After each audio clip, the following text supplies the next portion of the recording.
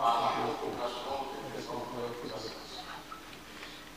J'en profite aussi pour remercier le gouvernement de la République qui a matérialisé le vœu du magistrat suprême par le ministère de la Justice et de la Rousseau en déclenchant les mécanismes nécessaires pour les travaux des états généraux de la justice, de savoir mieux en souffrir.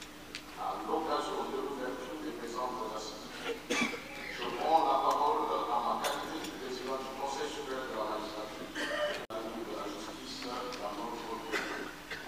Le thème proposé pour ces assises était pourquoi la justice congolaise est-elle malade? Quelle thérapie pour la guérir? Je tiens à rappeler qu'à l'initiative du ministère de la Justice, du CPI à Kinshasa, du 27 avril au 2 mai 2015, les États généraux de la justice en République démocratique. Les objectifs étaient, en son temps, de poser un diagnostic du fonctionnement de l'appareil judiciaire en République démocratique du Congo, d'évaluer les réformes déjà entreprises et de formuler des recommandations autour des réformes et des actions prioritaires qui devaient encore être mises en œuvre. De ces assises, 350 recommandations avaient été enregistrées, allant de l'indépendance du pouvoir judiciaire à la confidentialité, en passant par l'accès à la justice, par la sécurité des investissements, la planification, la coordination et le financement de la réforme de la justice.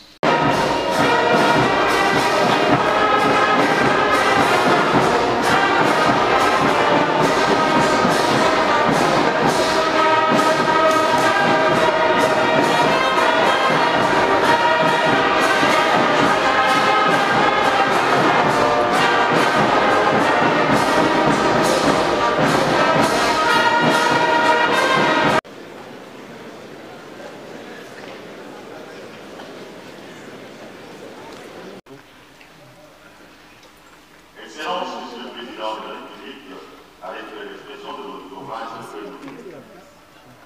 sous votre haut patronage, Excellence, le Président de la République, chef de l'État et magistrats. Écoutez, moi je suis premier vice-gouverneur de la Banque centrale du Congo. Donc vous comprenez que mon rôle à moi dans l'économie, c'est de veiller à stabiliser le niveau général des prix. Et évidemment, à travers la gestion de la politique d'échange.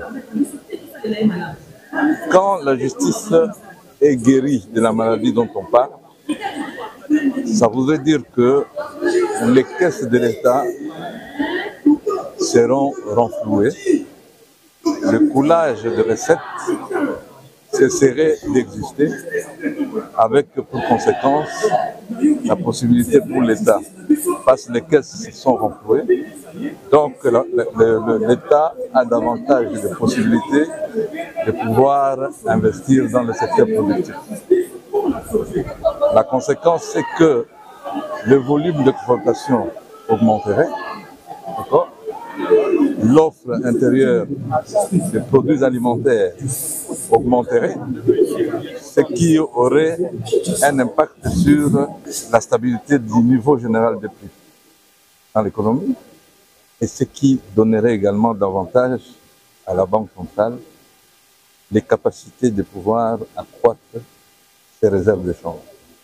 Et quand les réserves de change augmentent, évidemment, c'est la stabilité de la monnaie, donc la stabilité du pouvoir d'achat de la population.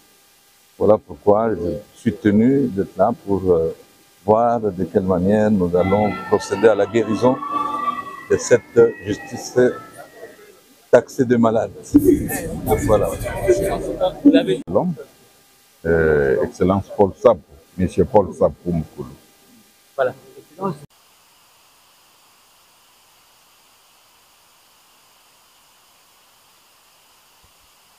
Pourra être fait, même dans nos secteurs, même au niveau du Parlement, si la justice marche. Cette initiative qui est patronnée par son Excellence Antoine Tshisekedi Tshilombo, le président de la République, qui est le magistrat suprême, lui qui n'a cessé de taper du poing sur la table pour qu'il y ait des améliorations du côté de la justice. Je pense qu'il a vu juste en autorisant ces états généraux puissent se tenir en ce moment.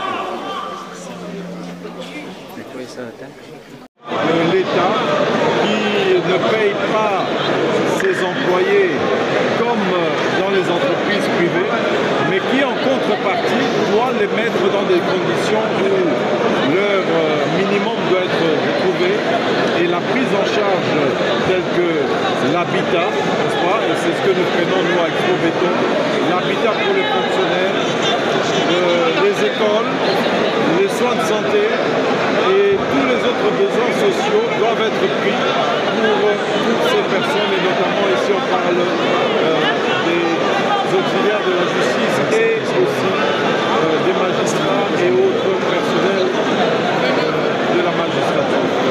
Merci, honorable. Doit être fait pendant les 6 jours de ces états généraux, c'est vraiment de faire l'état des lieux, relever les problèmes qui font que les gens décrivent que la justice n'est pas équitable.